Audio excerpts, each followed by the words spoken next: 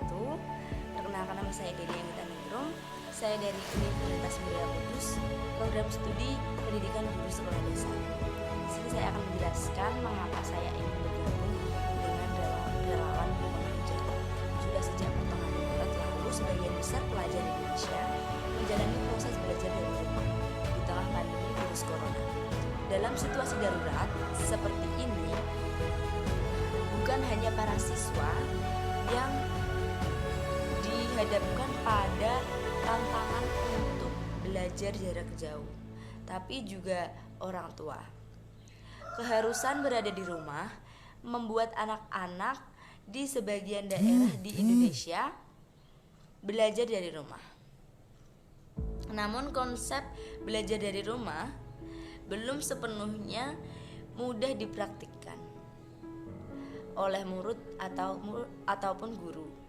Akibatnya, Komisi Perlindungan Anak Indonesia atau KPAI menerima pengaduan sejumlah orang tua siswa yang mengeluhkan tugas-tugas yang diberikan oleh guru kepada anak-anak mereka secara daring atau online. Anak-anak justru stres karena mendapatkan berbagai tugas setiap harinya dari gurunya. Kebanyakan orang tua tidak terbiasa setiap saat memegang ponsel. Namun kali ini orang tua harus selalu memperhatikan tugas-tugas yang diberikan oleh gurunya atau dikirim oleh gurunya melalui aplikasi di telepon genggamnya atau HP. Setidaknya setiap jam kini orang tua harus melihat ponsel untuk memeriksa apakah ada tugas dari gurunya untuk anak. Berdasarkan pengamatan orang tua, sang anak cenderung tidak serius mengerjakan tugas. Orang tua memahami hal itu karena mungkin anaknya terbiasa belajar di dalam kelas atau belajar di situasi sekolah. Namun kini akibat pandemi COVID-19, demi keamanan kegiatan belajar mengajar harus dilakukan di rumah. Tidak semua orang tua bisa menyediakan fasilitas bagi anaknya untuk belajar di rumah. Alasannya, banyak wali murid yang mengeluhkan belajar di rumah karena tidak semua anak memiliki gawai. Dengan keteraturan itu, maka program mengajar dari rumah yang diselenggarakan oleh Kemendikbud ini diharapkan anak-anak ketika masuk sekolah kembali semangat belajarnya tidak padam dan materi pembelajaran tidak tertinggal. Cara mengajar saya dengan konsep belajar sambil bermain. Dan metode pembelajaran yang saya terapkan yaitu 1. Mematuhi protokol kesehatan dengan cara memakai masker saat belajar dan mencuci tangan sebelum dan sesudah belajar. Dan pelaksanaan belajar setiap hari Jumat dan Sabtu pada sore hari pukul 2 sore sampai jam setengah 4 sore. Dan yang saya ajarkan kepada adik-adik yaitu 1. Pelajaran matematika. Saat pelajaran matematika sendiri ada 4 bagian, yaitu tambah-tambahan, pengurangan, perkalian, dan pembagian.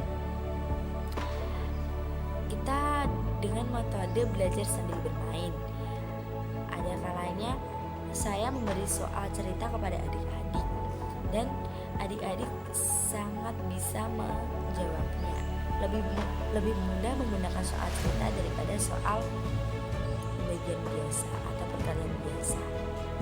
Dan selanjutnya saya juga mengajarkan adik-adik untuk memakai masker saat keluar rumah.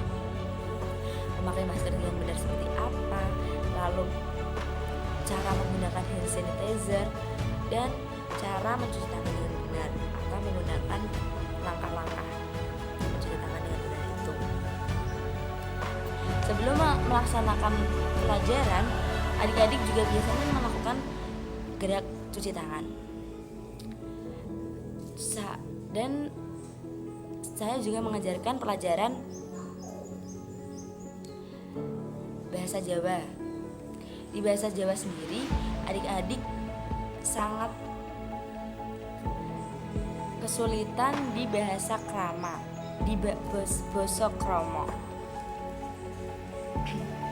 Dan adik-adik juga belajar nembang seperti nembang pocong dan nembang dolanan.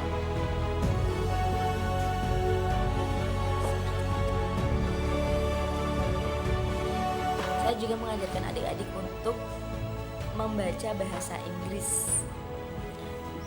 Seperti yang kita ketahui, bahasa Inggris bukanlah hal yang mudah untuk dipelajari. Adik-adik sendiri juga sangat kesulitan saat belajar bahasa Inggris, saat membacakannya atau menulisnya. Karena menurut adik-adik pelajaran bahasa Inggris itu susah. Sehingga saya berusaha untuk memberi semangat kepada adik-adik untuk belajar bahasa Inggris. Pak, dalam mengerjakan tugas saya juga membantu, seperti mengerjakan tugas PPKN. Di situ juga saya menjelaskan apa yang bisa diamalkan dari sila-sila Pancasila. Lalu di pengamalan Pancasila pada kehidupan sehari-hari seperti itu. Lalu saya juga membantu adik-adik untuk mengerjakan pelajaran bahasa Indonesia. Seperti yang kita ketahui, bahasa Indonesia menurut mereka mudah. Sebelum diadakannya belajar dari rumah, siswa malas belajar. Siswa malas untuk membaca buku untuk mengerjakan tugas. Siswa juga tidak bisa menulis dengan rapi di bukunya. Siswa tidak bisa membaca sesuatu yang tidak sering dilihatnya.